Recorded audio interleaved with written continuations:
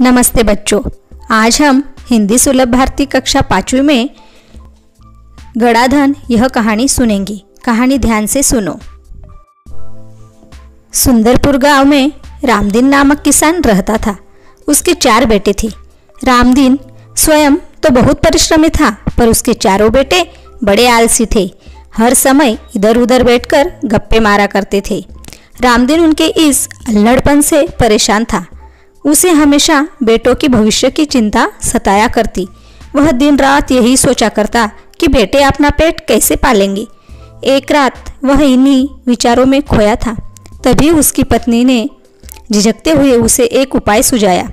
उपाय सुनकर वह कुछ देर सोचता रहा, फिर एकाएक खुशी से उछल पड़ा। अगली सुबह रामदीन ने अपने चारों बेटों को बुलाकर कहा, मैं और तुम्हारी माँ अब बूढ़े हो गए हैं। हम दूर तीर्थ यात्रा पर जा रहे हैं। मैंने खेत में धन गाड़कर छिपा रखा है। यदि कोई ज़रूरत पड़े तो उसे निकालकर उपयोग कर लेना। गड़े हुए धन की बात सुनकर बेटे खुश हो गए और उन्होंने अपने पिताजी को खुशी खुशी तीर्थ यात्रा पर जाने के लिए कह दिया। वे मन ही मन खुश हो गए कि अब कुछ दिनों तक पिताजी का बंधन भी उन पर नहीं होगा।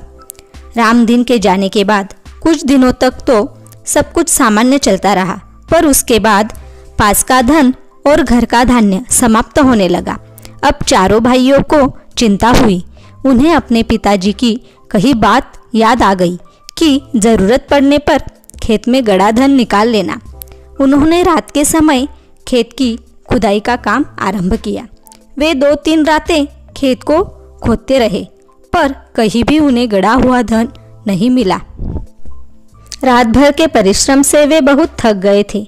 जब सुबह बहुत निराश और हताश होकर वे चारों अपने घर लौट रहे थे, तभी रामदीन के परम मित्र हरिनाथ ने पूछा, तुम सब थके हुए क्यों हो? कारण जानने के बाद हरिनाथ ने उन चारों को सलाह देते हुए कहा, तुम लोगों ने खेत तो खोद ही लिया है, अब उसमें बीज बो दो। चारों भाइयों के उदास चेहरों पर खुशी की लहर दौड़ गई। उन्होंने हरिनाथ के कहे अनुसार ही किया। खेत में नन्हे नन्हे अंकुर निकल आए। उन चारों के मन में उत्साह जाग गया। वे निराई गुड़ाई करने लगे। फसल बहुत अच्छी हुई। हरिनाथ काका को धन्यवाद देकर वे फसल को बाजार में बेचने के लिए ले जाने की तैयारी में जुट गए। उसी समय तीर्थ यात्रा से रामदीन और उसकी पत्नी लौट आए। माता पिता के आते ही बेटों ने उनके चरण स्पर्श किए। गाड़ी में लदे अनाज के बोरे देखकर रामदीन ने कहा, अब तुम्हें खेत में गड़े धन का राज समझ में आ गया होगा। चारों ने सिर हिलाकर स्वीकार किया और कहा, हाँ पिताजी, अब हम यह भी समझ गए हैं कि जीवन में परिश्रम के बिना कुछ ही संभव नहीं है।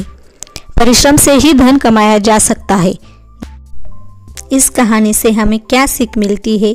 धन्यवाद।